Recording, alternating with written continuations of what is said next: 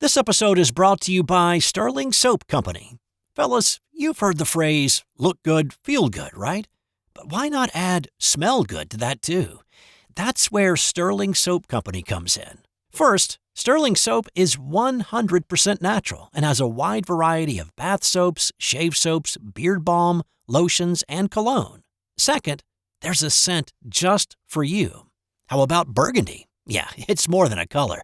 The Sterling Soap folks blend natural essential oils with hints of mahogany, golden amber, and sandalwood. Or how about D503, an intensely masculine scent inspired by Legend by Mont Blanc. And third, you will feel good about the price. For just a little more than you'd pay at the grocery store, Sterling Soap will leave you feeling clean, refreshed, and ready for whatever's next. Give Sterling Soap a try today. Visit sterlingsoap.com. Hey there, sports history fan. Arnie Chapman here from the Sports History Network. Now, before you jump into this episode, I wanted to share with you an exciting giveaway we have going on with Home Field Apparel. We have a digital $50 gift card to homefieldapparel.com for one lucky fan of the Sports History Network. All you got to do is head over to sportshistorynetwork.com/giveaways to sign up. Again, that's sportshistorynetwork.com/giveaways. Steve, welcome to Sports Forgotten Heroes. Glad you could jump aboard. Thank you, Warren. It's great to be here. I appreciate it. Yeah, it's a great topic. My father grew up a Brooklyn Dodgers fan. When they left, we all became New York Mets fans, despite the Washington Nationals top I have on here.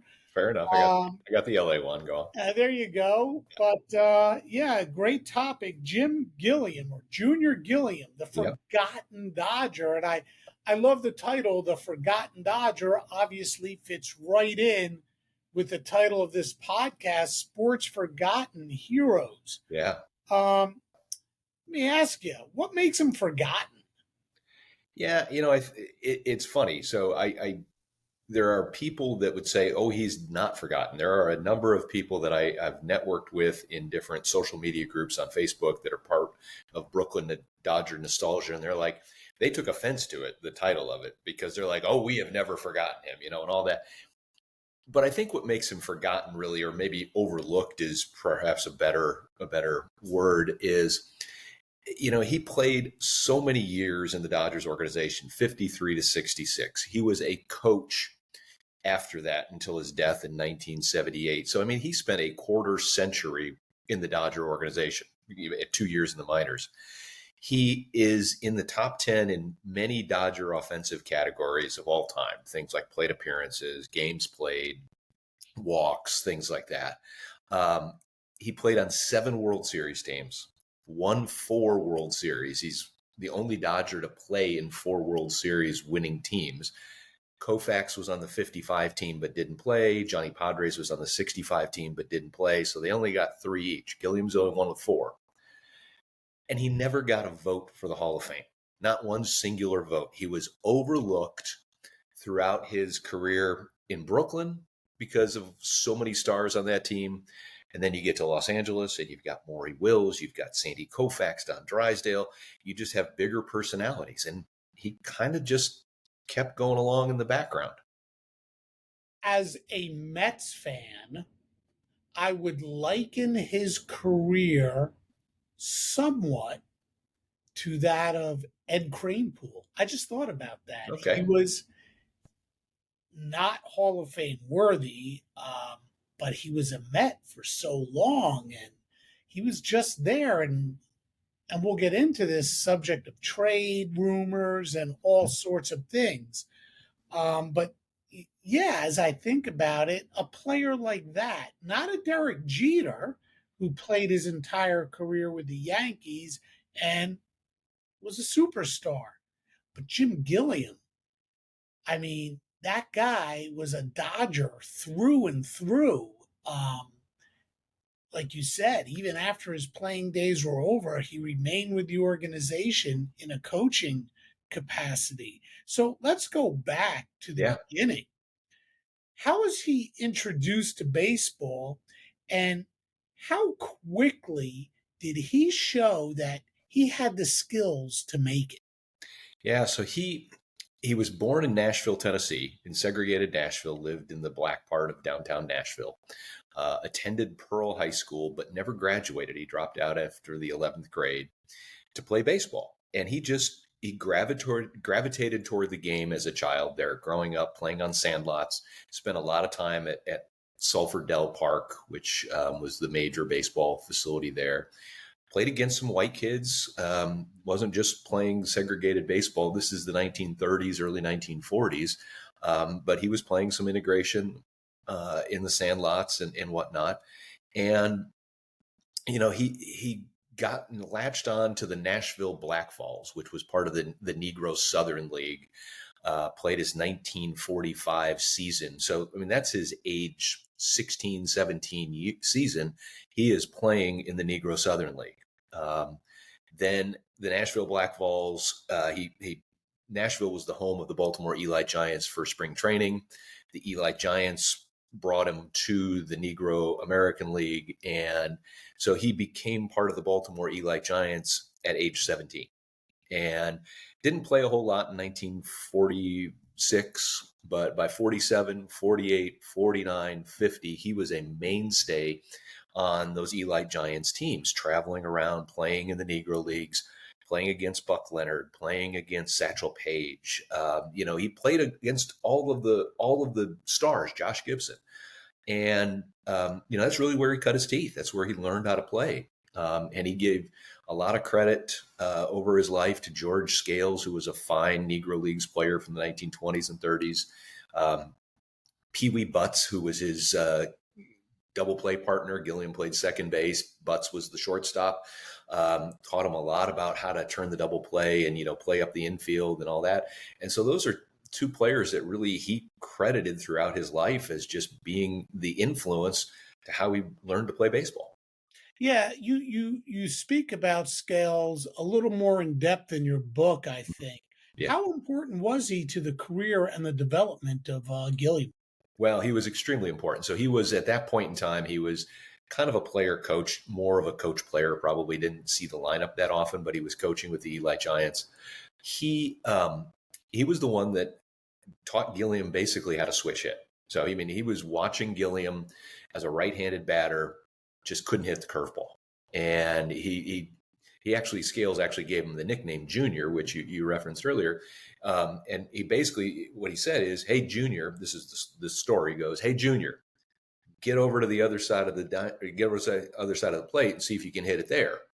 And so Gilliam went over to the other side in the left-handed batter's box and started taking cuts and learned how to switch hit that way. But the nickname Junior stuck, and it was probably appropriate. Scales was probably twice his age. So, it was probably an appropriate nickname for him. But he taught him that, and he was the one that believed him. Depending on what you read and kind of your sources you look at, Scales was the one that moved him from third base, which is where he played with the Black Vols, to second base. And so Scales was extremely important, extremely influential in Gilliam's approach to the plate. Another player on the Eli Giants, Henry Kimbrough, really was influential in helping him hit the ball as a line drive hitter. He wasn't a power hitter, didn't hit a ton of home runs, but those are the types of individuals that shaped his baseball career. Can you tell us a little bit about the Negro Leagues at that time and how they were structured? If I understand correctly, or if I follow the story correctly, Junior or Jim played in the Negro Southern League. Tell us about that league as well. Tell us about so the Negro Southern League was kind of I guess would be a step below perhaps the Negro American League and the Negro National League at that time. The year actually that he played in that 1945, there is very little information. William Plott wrote a wonderful book about the history of the Negro Southern League, and he just can't find statistics. He can't find box scores. And it's just unfortunate that we don't know how he performed a lot in that. Then he goes into the Negro American League, and that was still the 1946 season. This is before Jackie Robinson had integrated baseball. And it was still the opportunity then to have a true Negro Leagues World Series between the Negro League National League champ and the Negro American League champ. And the East-West All-Star game was still this big thing where all the black stars came to Comiskey Park or Yankee Stadium or someplace and played in the All-Star game during that summer. But as blacks started to integrate Major League Baseball and you started to see the talent shift there, the Negro Leagues begin to have their cracks in their foundation. And, by the end of the 1950s, of course, they're no longer in existence. Right. Yeah. He was coming up, though. You mentioned Robinson. He was coming up during the time when Jackie Robinson and Larry Doby were breaking down walls and crossing the color line. What was the atmosphere like at that time for guys like Jim Gilliam? While it had to be encouraging for them to see a Jackie Robinson and a Larry Doby, and by the way, there were a couple others that broke through at that time as well. Yeah. It still had the treatment that guys like Robinson withstood. How terrifying was it for guys like Gilliam to hear about this? And did they ever have any second thoughts about trying to make it in Major League Baseball? Yeah, there's a number of ways I want to try and answer your question there. I think for Gilliam, yeah, he always wanted to try and aspire to be that. He saw Jackie Robinson break the color barrier, and Jackie would actually become his first roommate in 1953 when he finally makes the Brooklyn Dodgers. And so it gave him some motivation. And he talked about that later in his career. It's like, well, I saw Jackie do it, and I knew then that, I could do this as well. Gilliam was fortunate because of his age. He was still young. A player like Pee Wee Butts, George Scales, even Josh Gibson, those guys were unfortunately past their prime. They were not something that a major league team was going to take a chance on. And so, but it still took, even for Gilliam, it still took until the end of the 1950 season for his contract to be purchased by the Brooklyn Dodgers. He had a tryout in March of 1950 with the Chicago Cubs. He went to Haines City, Florida. And the Cubs had him and several other players try out. And the Cubs cut it. They kept Gene Baker instead, who would eventually help integrate the Cubs and played with Ernie Banks as kind of a middle infield combination there. But they kept Gene Baker, who was a little bit older, a little bit more mature, didn't take a chance on Gilliam. And that would have been Gilliam's age 21 season, 1950. So, it was a disappointment for him. He expressed he didn't understand why, and he was disappointed. Went back, played with the Eli Giants throughout 1950, and then he and Joe Black had been roommates with the Eli Giants, and they're kind of an interesting pairing. Black was a pitcher who had gone to Morgan State, graduated from Morgan State in Baltimore, had a college degree, and Gilliam and was pretty outspoken, pretty gregarious. Gilliam was reserved and quiet, didn't have a college education, barely had, made it through 11th grade. And they just hit it off and they became really fast friends. Gilliam eventually became godfather to Joe Black's son, Chico. And Black encouraged him to read the newspaper and kind of, stay up on events and become educated in that regard. So they wind up playing together in 1951 in Montreal, the Montreal Royals, same team that Jackie Robinson was with. And there was a story that I found it was in the archives of Roger Kahn's papers from the Baseball Hall of Fame. It was during the pandemic, and the Baseball Hall of Fame was nice enough to scan a bunch of papers for me because people weren't going to those places at that point, and send them to me. And it was a story that Roger did not include in Boys of Summer, which I thought was fascinating. But Black was talking about being called the N-word and, some race issues in a game they were playing in Buffalo. And Gilliam went to the mound and tried to calm him down. And he said, I'm going to, Black's cussing at it. I'm going to get this guy. I'm going to throw it. He's like, no, you're not. Gilliam's the one that called him down. He said, if you do that, we'll never get this chance. So and that was 1951. So that's 4 years after Jackie had integrated. There was still that there. So a little bit more long-winded response, but I think it helps kind of set what that was like for him. Gilliam really followed in the footsteps of Robinson. Robinson was in the Negro Leagues. Gilliam was in the Negro Leagues. Robinson got signed by the Dodgers, went to Montreal. Gilliam got signed by the Dodgers, went to Montreal. They were both infielders. And we'll get into it later, Gilliam's relationship with the manager of the Royals at that time, the Montreal Royals, Walter Alston. Yep. It was, a very fortunate relationship for Gilliam. So Gilliam establishes himself with the Montreal Royals, and he's good enough to make it to Brooklyn to play with the Dodgers in 1953. And he had one heck of a rookie season. He hit .278. He led the National League in triples with 17. He never approached that number again. 6 home runs, 63 ribbies, 21 stolen bases. Tell us about his first season in Major League Baseball, and was he surprised that he actually won Rookie of the Year? Yeah, he was surprised, I think, a little bit that he won Rookie of the Year. It came down between him and Harvey Haddix, a pitcher that had an excellent season that year, and Gilliam felt like he would get it. But the issue there was, Haddix had pitched a lot in 1952 as well, but still hadn't pitched the maximum number of innings to still be considered a rookie.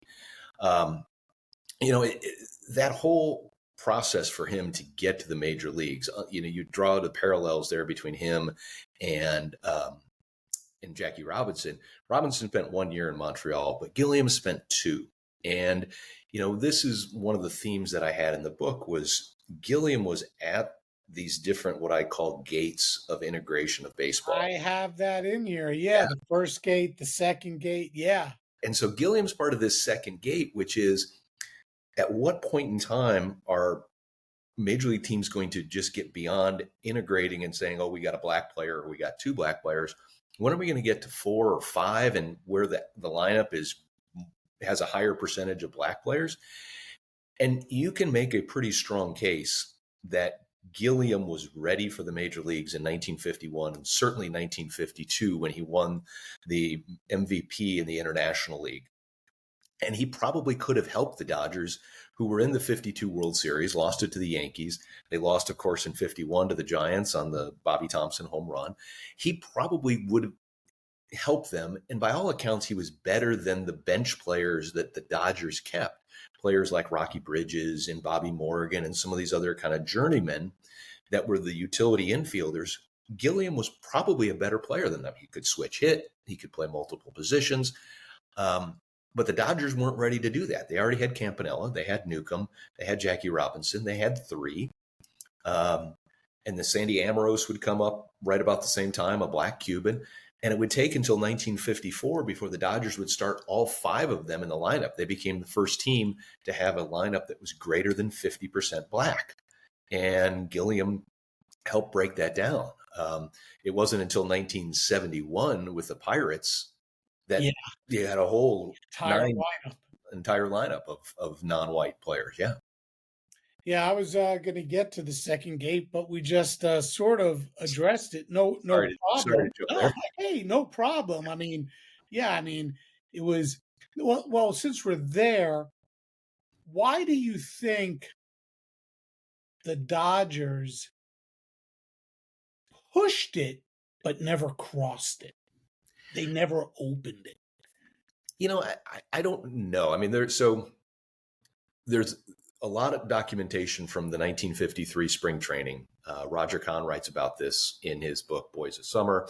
There were other newspaper writers that were writing about it, was the fact that if Gilliam broke the lineup and moved Jackie Robinson off of second base, that meant that Billy Cox was going to the bench. And it wasn't so much that they were upset that, Jackie was going to take his position, but it was like, there was a group of people in the Dodgers, and it was, individuals that were outspoken in Kahn's book were Preacher Rowe, who was from rural Arkansas, Missouri border area, and Billy Cox. And, they were expressing concern that a black player was taking Billy Cox's spot. And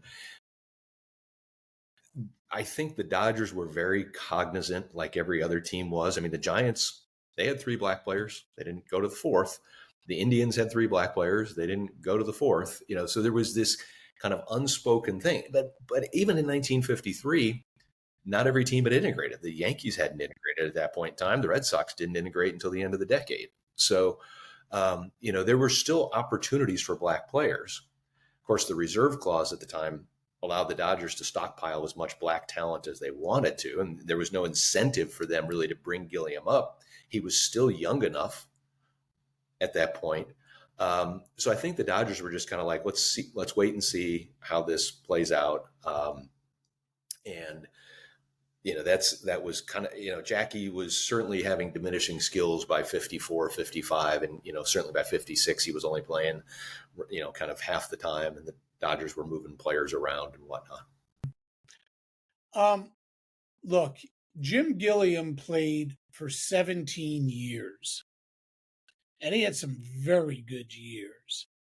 But I went back and looked at his stats. I think there's an argument that can be made that his rookie year, 1953, which, by the way, he also walked 100 times. The guy had this amazing eye at the plate. I think there's an argument to be made that 1953, his rookie year, just might have been his best season. What do you think? Yeah, he had a really good year in 1963 as well. Got some MVP votes in both of those years. But it was pretty evident that if you go back and you compare the statistics, that 53 was a really watershed year for him. You mentioned the triples earlier. I mean, he never approached that number of triples ever in his career after that. You mentioned 20 some odd stolen bases. He struggled a little bit. He got caught stealing a fair amount of time as well. 14 times. Yeah. So he wasn't a great base stealer, but he was a smart base runner, knew how to take an extra base, those sorts of things. And he really transformed and ignited that Dodger lineup. That 53 team was famous for starting off 15-0 or whatever it was that they started off and just kind of coasted all the way to the World Series. And they were loaded. I mean, that was Snyder, Hodges, Campanella, Jackie, Erskine, and, everybody was just on top of their game in that year. So I do think that Pee Wee Reese, I can't forget about Pee Wee Reese, another Hall of Famer there. I do think his 63 season was very impactful. He helped the Dodgers immensely in the World Series by playing smart baseball, getting on base. He didn't hit very much, but he walked and got on base and created a little bit of havoc there. 65 was a monumental year for him, just simply because. Yeah, we'll get to that too. Yeah. I look forward to it. I mean, it was such a unexpected year for him. Yeah. But, I think the one thing about those seasons is it looks like, he kind of 53, he knew where he was going to play, and Alston kept him in the lineup, even through some slumps. And he still had, you might have the stats in front of you, I don't have them, but I think he had like close to 700 plate appearances that year. 710 plate appearances in 1953, led the National League there. In 62, he had over 700 as well, and in 56 as well. The guy, 17 years. He had a heck of his career. When I watched years ago the movie that starred Chadwick Boseman as Jackie Robinson, obviously, Robinson crosses the color line. There's a lot of animosity, a lot of awful things that happened. And there were some on the Dodgers at that time that weren't overly thrilled that Jackie Robinson was on the team as well. Gilliam comes up in 53, several years later. How did Gilliam and his teammates get along? I mean, I read in your book where you had to try really hard not to like this guy. I think that's true. I mean, obviously, I never knew him, but everybody seemed to really just get along with him. I mean, he was a friend to everybody. It seemed like he wasn't very outspoken and anything like that. I think that the thing that people still maybe overlook a little bit about integration was, yes, Jackie Robinson broke the color barrier, and then you wound up getting Larry Doby and Satchel Paige and Willie Mays and Banks and Aaron, and everybody else comes into baseball in the mid 1950s. But there was still a lot of segregation that occurred. They still went to St. Louis and had to stay in a different hotel when they would play with the Cardinals. The Dodgers shifted some of their spring training games down to Miami, and the blacks had to stay at a different hotel. And they loved that They hotel. loved it. Yeah. I mean, it was the place to be in black culture. All the entertainers were there. Everybody was there. And so, And Branch Rickey was going to get them out of there. And no, leave us. We love it here. yeah, exactly. Don't go spoil this for us. But even then still when the Dodgers were in Vero Beach, there was still segregation that occurred in Vero Beach, and the team would have to go to Sifford, and the black players would have to go to the black part of town just to go to the barber or go to the movie theater or something like that. So they did deal with some of that Jim Crow, some of that segregation that existed, even though baseball, they were in the lineups, and there weren't the threats that you see from 42 and all that sort of thing. You said he wasn't very outspoken, and it's really interesting. Was he an introvert? Was he shy? I think so. I talked to some people, that were players for him. So I talked to like Dusty Baker, for example, and Ron Say, players that were on the Dodgers in the 70s like that. And they all said, he was just very quiet, very soft-spoken, very thoughtful about what he said, so that when he did talk, you wanted to listen to what he was saying, because he knew what he was doing. He knew he was, he was trying to help you and become a better player. I think even Wes Parker even told me a story about how later in his career, was it Wes Parker? I think it was Wes Parker. Later in his career, he was struggling to hit Bert Hooton's knuckleball when Bert Hooton was pitching for the Chicago Cubs, and Gilliam helped coach him up to learn how to do that. And Parker he was in the majors in the 1960s, and so this was several years after that. So, it was he was one of those individuals that wasn't like Jackie Robinson, wasn't speaking out against integration or segregation. He wasn't. Maury Wills was very outspoken on a lot of issues and all that sort of thing. He unceremoniously, got traded from the Dodgers because he refused to go on a trip across to Japan on a goodwill tour to Japan, and the Dodgers basically said, "Nope, you're out." Gilliam never did anything like that to try and draw attention to himself. Maybe that was because he never finished high school, and maybe he was self-conscious about that. That's one theory that, has been advanced, and that seems to resonate a little bit. You said he wasn't outspoken. I used the term he wasn't very outgoing. That might not be the right term, but he was, the way you described Gilliam in your book, he was an introvert, he was shy, but yet he was also very marketable. And I find that really interesting. He appeared in a lot of advertisements. He did. So what made him so marketable? Well, I do think that if you look at some of these photos, I mean, he's got a pretty expressive face and expressive smile. I think he markets that way. I don't know if Jackie Robinson turned people off a little bit with his outspokenness or something. I mean, the fact that a lot of these occurred while Gilliam was still, while the Dodgers were still in Brooklyn. So, I mean, you got Madison Avenue, you got the New York City marketing and all that sort of thing. Campanella was in ads, Jackie was in ads, but Gilliam, for whatever reason, I mean, he was selling cigarettes, he was selling RC Cola, he was selling Crosley televisions. But then he moved to Los Angeles, and he's one of the few players that really bridges both of those franchises, right? Brooklyn and Los Angeles. Yes, Gil Hodges and Duke Snider and Pee Wee Reese played some games in Los Angeles, but they were kind of past their prime and didn't last long in the majors after they moved. Gilliam was still, in the prime of his career during that period.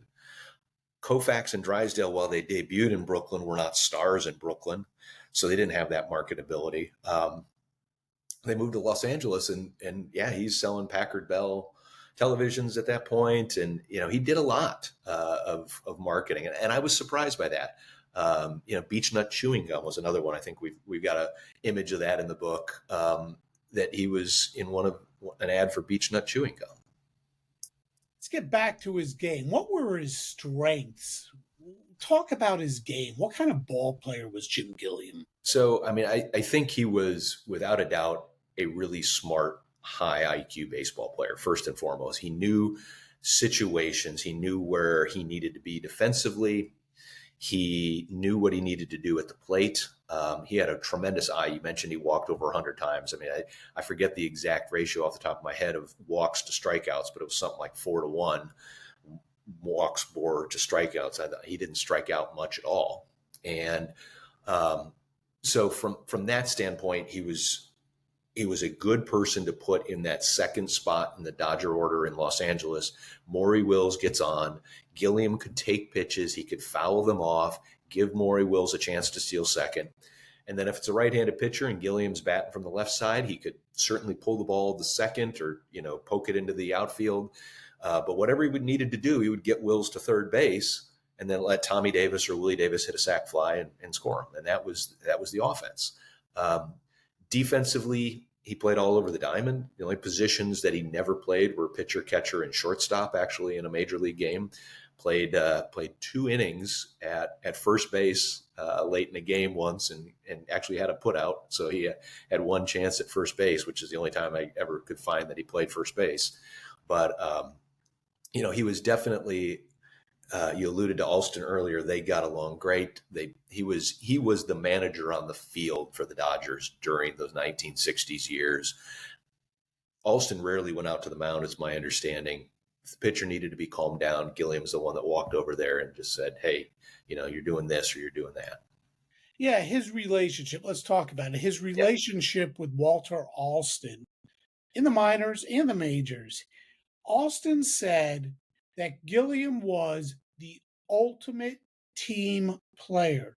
Talk about that. What does the ultimate team player mean? And what did he do to earn such a compliment? He was easily a company man.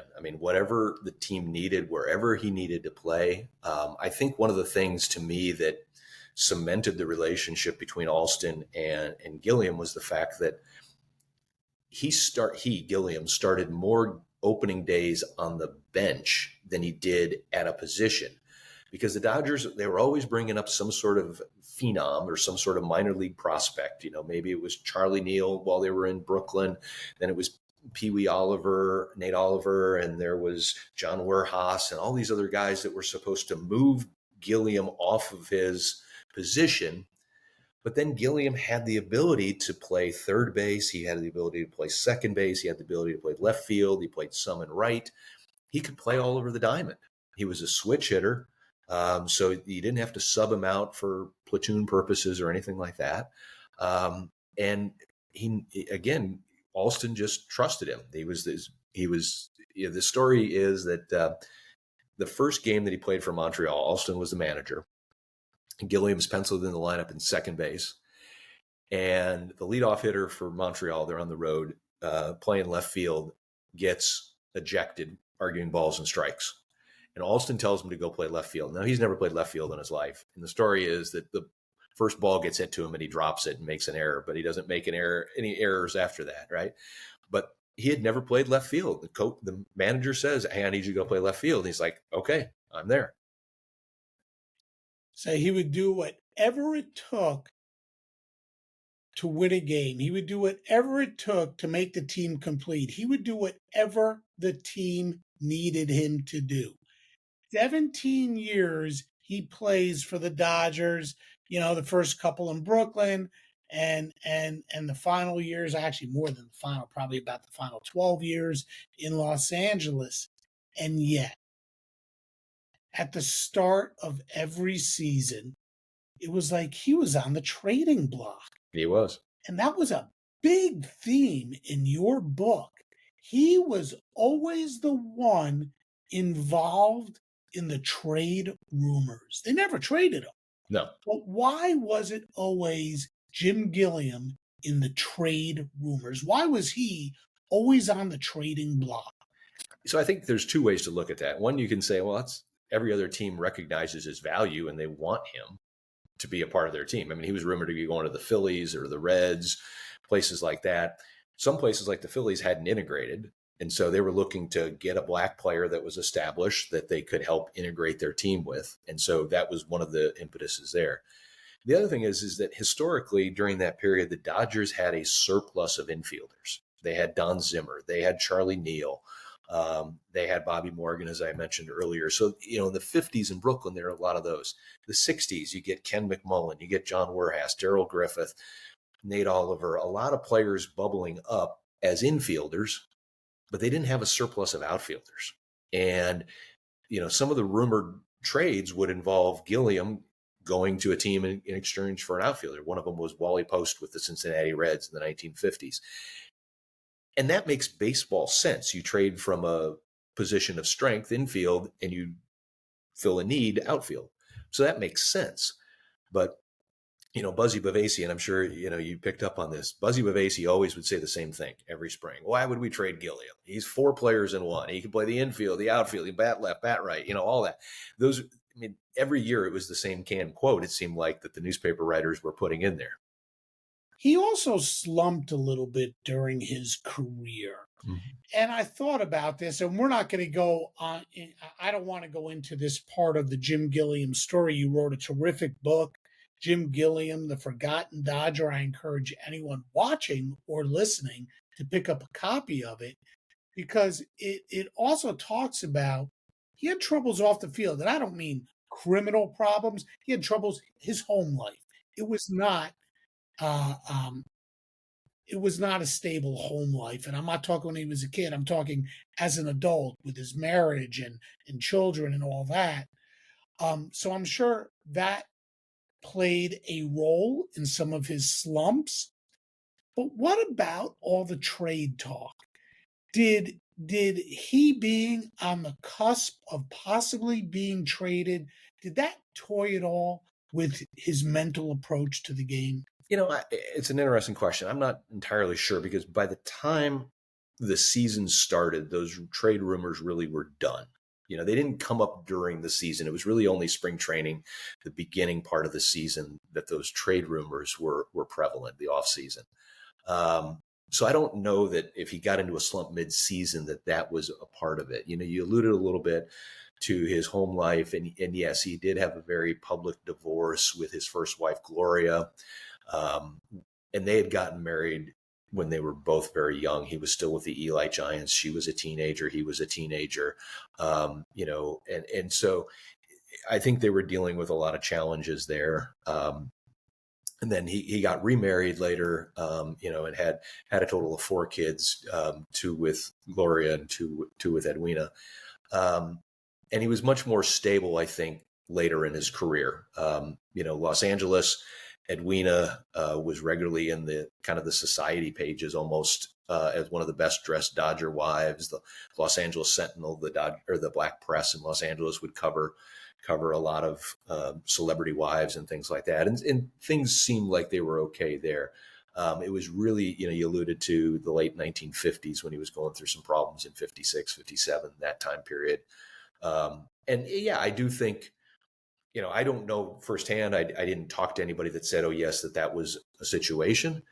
But if you just look at his stats and when he slumped, the month that he slumped was when all this stuff was going on in the Pittsburgh Courier and the New York Amsterdam News. And it was a very public thing that was covered by the black press. Mm-hmm. Yeah. Steve, someday I'm going to do a podcast or write or find more information maybe even write a book. I don't know, because I can't find a whole lot on it. Barnstorming. Barnstorming was such a big deal in the 20s, the 30s, the 40s, the 50s.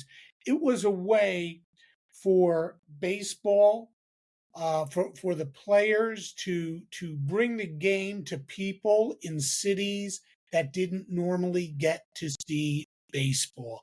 It was also a way for the players to make a little more money during the off season, because obviously back then they didn't get $765 million contracts like Nope. Juan Soto. Yep. No. Yeah, Gilliam was a big part of barnstorming, and he might have actually played for the greatest team in the history of baseball. Tell us about the 1955 team and who was on it and how great was it? I think you said they never lost a game. That's true. And now you're putting me on the spot because I don't remember everybody that was on that team, but it was Well, it you was had not. Mays, you had Air. I mean, You had Willie Mays, you had Hank Aaron, you had Roy Campanella, you had Jim Gilliam. I mean, it was an amazing collection of black talent, without a doubt. And they went through the South. I think that was the one where they went over to Hawaii. I'm trying to remember which barnstorming team it was, but they at least went to Los Angeles and played a bunch of games out on the West Coast, because at that time, there's no baseball on the West Coast.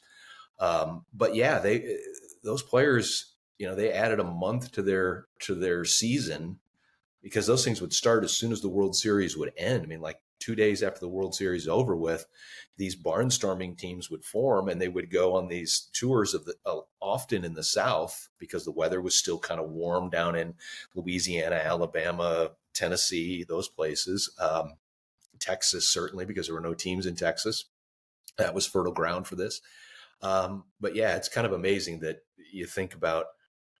And I think, to me, this is one of the things that is so unique about Gilliam's career. He played in the Negro Leagues with Satchel Paige and Buck Leonard and Cool Papa Bell and Josh Gibson. And then he plays in the majors, and he's on teams with Hank Aaron, Ernie Banks, Willie Mays, plus all the Dodgers that he played with, Jackie Robinson to Sandy Koufax. He really was associated with the titans of the game. Yeah, he was. I mean, look, he debuted in 53 and he played until 66. And we could go through every year and talk about every year, but we don't want to do that. But he debuted when he was 24, and I think mentally all the uh, changes in position. He's got to battle this new guy. He's got to battle that new guy. Like you said, he doesn't get to play in many opening day games. I think mentally he started to become exhausted. And, obviously he was getting older. And finally, 1965 rolls around. He says, you know what? I've had enough. I'm going to retire. The Dodgers say, don't leave the club. We got a spot for you right here on our coaching staff. So he becomes a coach for the Dodgers.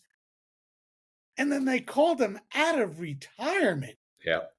Why did the Dodgers want him to come out of retirement, go back into the lineup, and just how well did he do? So it's kind of interesting. So 64 was arguably the worst season that he had statistically. Yeah, I'll just read it off. He hit 228. He played in 116 games. Still had a good eye at the plate. 21 strikeouts, 42 walks, so he doubled that. He hit 2 dingers, 27 ribbies, but his OPS wasn't all that great. It was only 605. Yeah, no. So he had a poor year. The Dodgers had a poor year, frankly, in 64. And they were a disappointment. They'd come off sweeping the Yankees in the 1963 World Series, 4 straight games.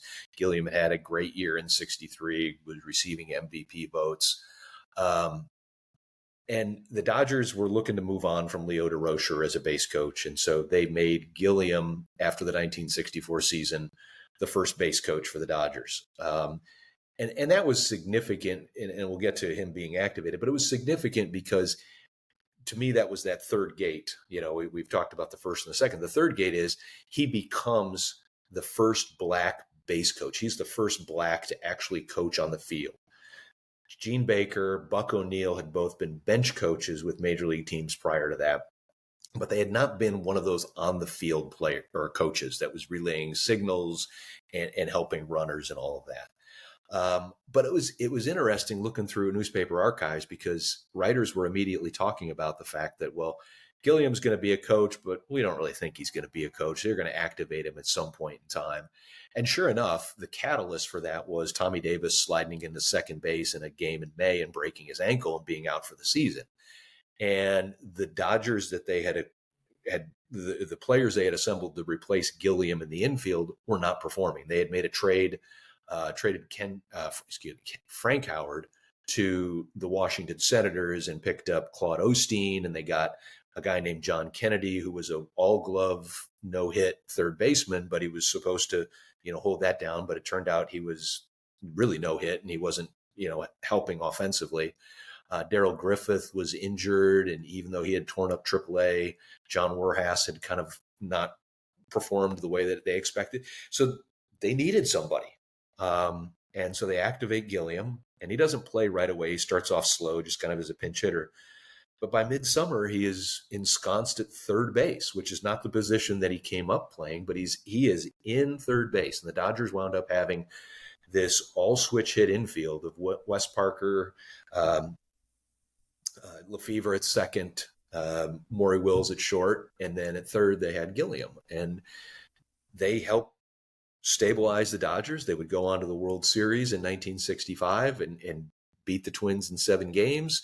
And Gilliam gets MVP votes again in 90. I think he was only like 30th, but he got some votes for MVP despite beginning the season as a retired coach.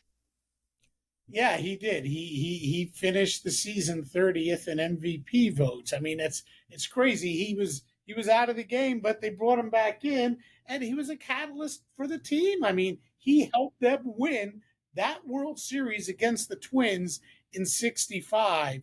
And he says, okay, that's it. I'm retired. And once again, 1966, they call him back into action. However, it was different. It didn't go as well.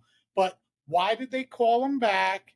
And tell us a little bit about the 66 season. And by the way, I'll just get to it right now. They got swept by the Orioles in the World Series. That Orioles team and that pitching staff, I mean, Cuellar, McAnally, Palm. Forget it. As good as Drysdale and Koufax were, the Orioles had quite a pitching staff, and the Dodgers were really they were struggling offensively. Gilliam was not hitting. This is his age 37, 38 season, something like that, and so he's clearly diminished in skills. And as they get into the World Series, Alston does start him in games 1 and 2. He doesn't get a hit in either game. Alston sits him on the bench for games 3 and 4, so he never plays in those last 2 games. It's in some ways it was kind of poetic, if you will, that he began his professional career in a lot of ways in Baltimore and he ended it in Baltimore. So it's an influential place for him. But it just didn't go the way that it would, the way that the Dodgers were hoping it would, or it did done in 1965. But yeah, he was still an integral part of that, and I think one of the things that I found fascinating about this is he was one of a few players, Willie Davis, and I think there was one other, that started all 4 of Koufax's no-hitters. So Gilliam was in the lineup in 63, 64, 65, 66 for all 4 of Koufax's no-hitters, which is kind of remarkable. That's pretty cool. Well, he finally retired for good after the 1966 season. He coached for the Dodgers from 67 until he passed away in 1978. Do you think, did you hear, can you take a guess? Do you think he ever had aspirations to be a manager? Because based off of what I read, the way the players respected him, his knowledge for the game, I think he could have been a good manager. Yeah, I think he could have been a good manager. The thing you asked about earlier, aspirations, though, I don't know. I got conflicting kind of information about whether he wanted to do that. His public comments were always, "Yes, I want a chance to manage, and I'll wait for my chance, and I know I'll get that opportunity." He never did get the opportunity. He did manage 1 year in the Puerto Rican Winter League, and did okay in San Juan with a team in the Puerto Rican League, but he never really had another chance either in the minor leagues or in the major leagues. Do I think he would have been a good manager? Yes, but one of the things that always stuck with me was something that Dusty Baker said was he didn't think that Gilliam wanted that role because he didn't want to have to deal with the media and deal with all the other things that went with it.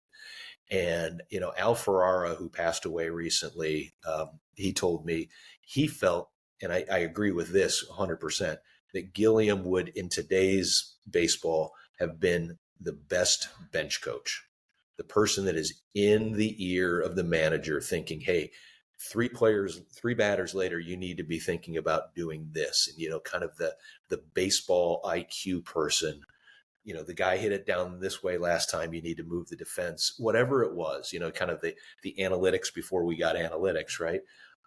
I think that would have been a great role that he would have filled and done a good job with.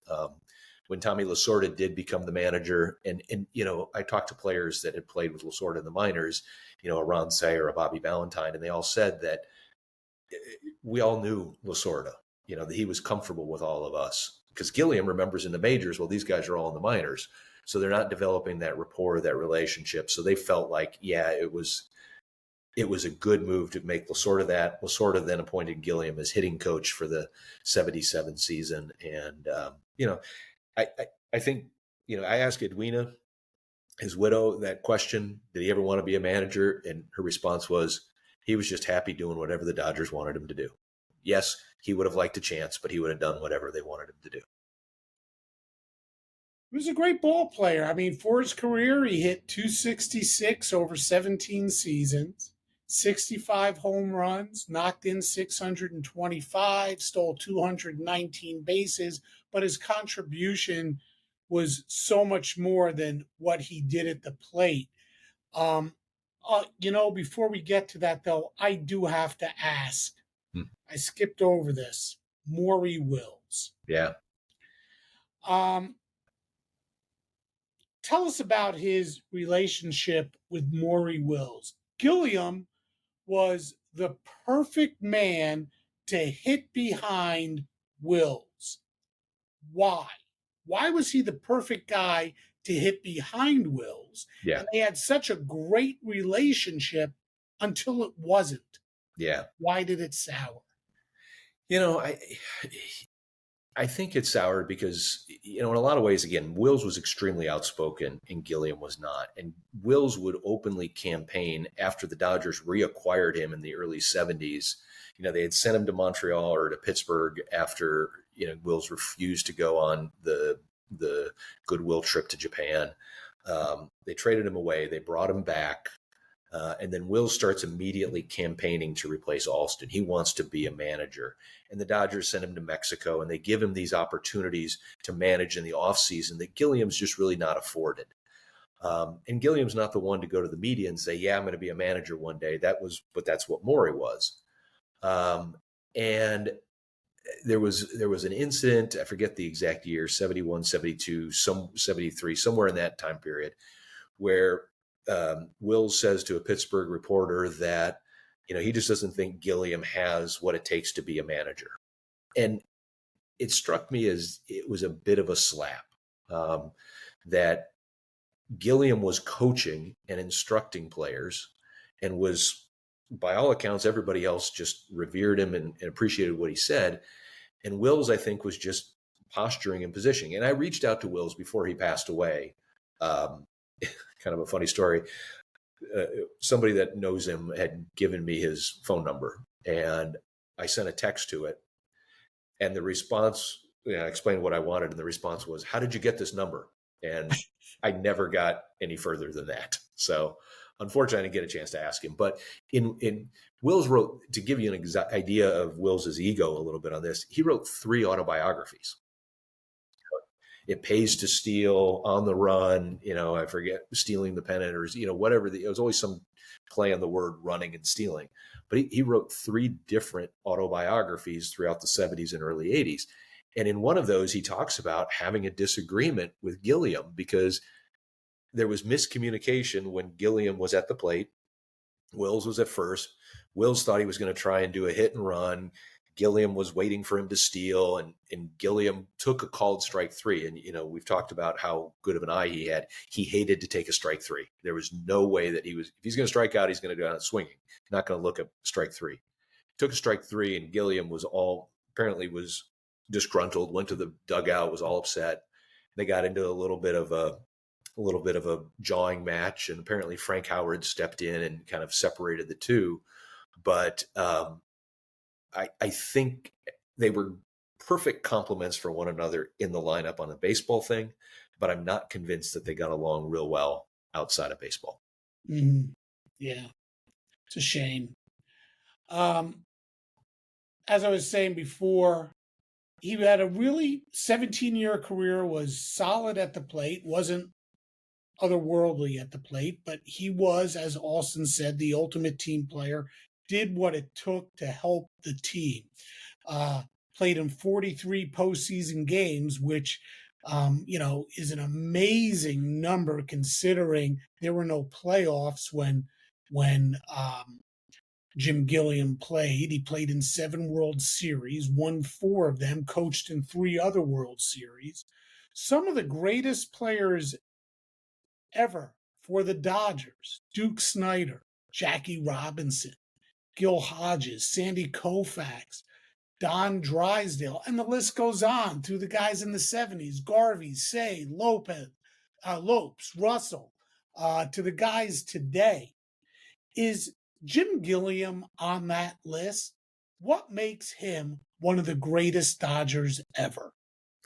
Yeah, the greatest is a difficult thing to really, quantify, I think. I think he is an extremely overlooked or forgotten, as the book was titled, Dodger. I think today's fan of the Dodgers probably goes into Dodger Stadium and sees number 19 hanging on the wall, on the facade, and can go visit the 19 statue and things like that because his number's retired, but not understand who it is or why his number was retired. This was a bit of a controversy when they retired his number when he passed away, right there in 1978. And at the time, only 4 Dodgers had their numbers retired: Alston, Koufax, Campanella, and Robinson. That was it. And yeah, they were all in the Hall of Fame or were going to be in the Hall of Fame. And Gilliam was not. And then the Dodgers kind of adopted a stance of, we're not going to retire a number for anybody that's not in the Hall of Fame. And so they didn't retire Gil Hodges as number 14 until he made the Hall of Fame. But then the Dodgers did acquiesce, and they retired, as they should, Fernando Valenzuela's 34. And so now there are 2 Dodgers that that are not in the Hall of Fame that have their number retired. But I just don't know that people going to Dodger Stadium, the average 30-year-old who was born, the mid 90s or something like that, is going to have an appreciation for what he was like. I mean, you talked about the number of postseason games he played in when there weren't division series and wild cards. I mean, he's still 11th all time in bases on balls in the World Series, all time. All the players he's got, wow. He's still ranked 11th. Baseball Reference is great for all of these. Yeah, he's got 24. He's walked 24 times, and again, only struck out 9. Only struck out 9 in the World Series. Yeah. So, I think one of the things that really was intriguing to me and really disappointing about baseball is he a Hall of Fame player? Probably not. Those stats are good. They're solid. They're consistent. But he never got a single vote for the Hall of Fame, not one.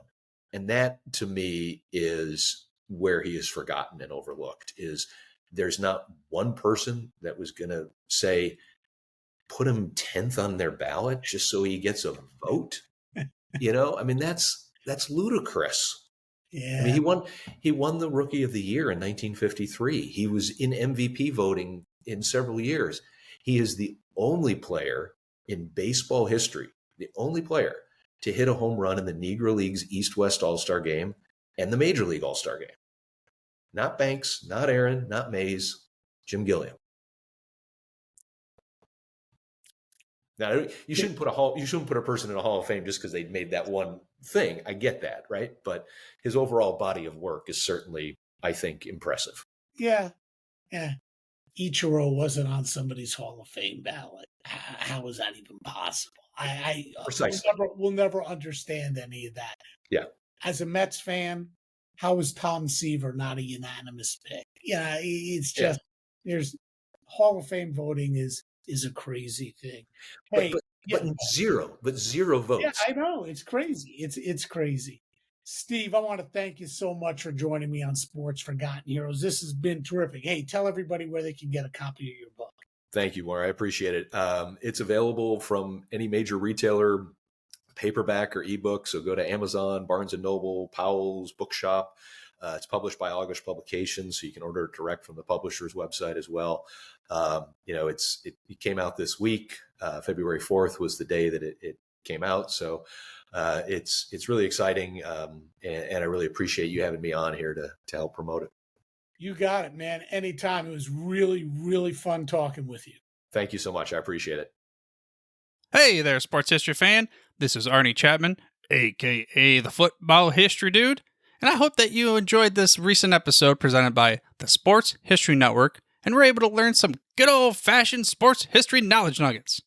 I started the Sports History Network back in 2020 with the mission to help podcasters find a community of like-minded sports history nerds, as well as helping aspiring podcasters to start their own shows. We have a little bit over 30 shows on the network right now covering all sorts of sports history, but as far as I'm concerned, we're just at the toothpick in the ocean moment, that can't even figure it out because there's so much more coming. We wanted to create the ultimate headquarters for sports yesteryear, starting with Podcast Network and our website, but we're going to continue to move into other mediums as well. And here's the cool part, because we want you to be part of our team. So if you're interested in starting your own podcast, or maybe being a guest on one of our shows, or who knows, maybe even writing an article for us over on the website. Seriously, all you gotta do is reach out to us on the contact page over at sportshistorynetwork.com. You can be as technologically savvy as a Neanderthal tapping on a stone trying to figure out this whole hieroglyphics thing back in the day. Again, it doesn't matter, because even if you don't understand the whole podcast space, we have a production team that can pretty much help you out with doing everything. All you gotta do, head over to sportshistorynetwork.com, head to the contact page, fill it out. That message goes right to me, and I'll reach out to you as soon as I can. But for now, dude, I'm through if you're through.